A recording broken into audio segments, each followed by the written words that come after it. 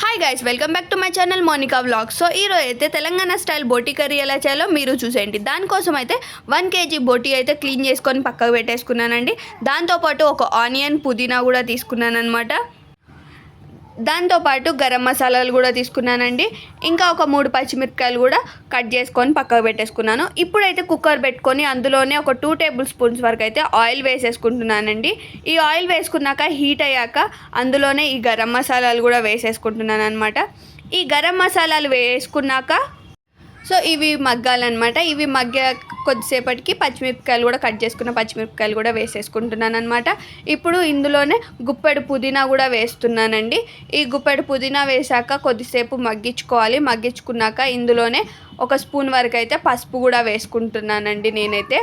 నేనైతే ఆయిల్లోనే ఫస్ట్ పసుపు వేసుకున్నాకనే ఆనియన్ వేస్తానన్నమాట. సో ఇప్పుడైతే 1 స్పూన్ వరకు అయితే పసుపు కూడా వేసేసుకుంటున్నాను. ఈ పసుపు వేసుకున్నాక కొద్దిసేపు ఒక 1 minute 2 minutes ఆగి ఆనియన్ వేస్తానన్నమాట. సో ఇప్పుడు ఆనియన్ అయితే వేసేసుకుంటున్నానండి. ఆనియన్ కొద్దిగా అటు ఇటు కలుపుకొని కొద్దిగా మగ్గించుకోవాలన్నమాట. ఇది మగ్గేలోపు మనం బోటీ క్లీన్ చేసుకొని పెట్టుకున్నాం కదండి. క్లీన్ చేసుకొని పెట్టుకున్న బోటీలో అయితే నేను ఒక 2 టేబుల్ స్పూన్స్ వరకు అయితే అల్లం పేస్ట్ వేస్తున్నాను అనమాట. ఈ బోటీలో ఈ 2 టేబుల్ స్పూన్స్ అల్లం వేసుకొని ఇప్పుడు ఇంకా 1/2 స్పూన్ వరకు అయితే ఆనియన్లోనే వేస్తున్నానండి. ఇవి కొద్దిగా మగ్గేలోపు అటు ఇటు కలుపుకొని ఇవి కొద్దిగా మగ్గేలోపు ఈ బోటీకి అయితే ఈ అల్లం వెల్లుల్లి పేస్ట్ పట్టించాలన్నమాట. సో నేనైతే మొత్తం అల్లం బోటీకి అయితే పట్టించేసానండి. సో ఇటు పక్కనైతే వేసుకున్న అల్లం కూడా మంచిగా మగ్గింది, ఆనియన్ కూడా మగ్గాయి. సో ఇలా ఉన్నాక ఇందులోనే బోటీ కూడా వేసేసుకోవాలన్నమాట. బోటీ వేసుకున్నాక మంచిగా మిక్స్ చేసుకోవాలన్నమాట. సో అల్లము, ఆనియన్ అన్నీ మంచిగా బోటీకి పట్టేలాగా మొత్తం మంచిగా మిక్స్ చేసేసుకొని ఒక 5 minutes అయితే మూత పెట్టి వదిలేయాలి. సో ఇప్పుడైతే నేను మూత పెట్టేసి ఒక 5 minutes అయితే వదిలేస్తున్నానండి. సో చూస్తున్నారు కదా, కొద్దిసేపు ఒక 5 minutesలో అయితే మగ్గిందనమాట.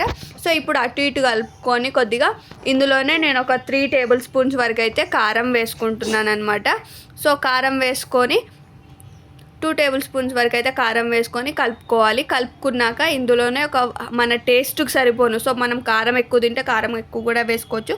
సో ఉప్పు కూడా మనకి టేస్ట్కి సరిపోను అయితే వేసుకుంటున్నాము. సో నేనైతే కారం 3 టేబుల్ స్పూన్ వేసాను కదండి.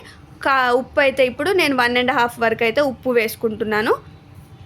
ఉప్పు వేసుకొని కొద్దిగా అటు ఇటు కలుపుకొని ఇందులోనే ఒక 1/2 గ్లాస్ వరకు అయితే వాటర్ వేసుకుంటున్నానండి. గ్రేవీ ఎక్కువ కావాలనుకున్న వాళ్ళు కొద్దిగా ఎక్కువ వేసుకోవచ్చు. ఆనియన్ వేసుకుంటారు కాబట్టి థిక్గా వస్తుంది. ఇది వేసుకున్నాక వాటర్ వేసుకున్నాక మూత పెట్టేసుకోవాలి. ఇప్పుడు ఒక 3 విజిల్స్ వస్తే మాత్రం చాలండి, మన కూర అయితే రెడీ అయిపోతుంది అనమాట. ఆల్రెడీ ఉడికించుకుంటాం కాబట్టి. సో 3 విజిల్స్కి అయితే కూర అయితే రెడీ అయిపోతుంది. సో ఇప్పుడు మూత తీసేసుకొని ఇందులోనే ఒక 1/2 స్పూన్ వరకు అయితే గరం మసాలా కూడా వేసుకుంటున్నానండి.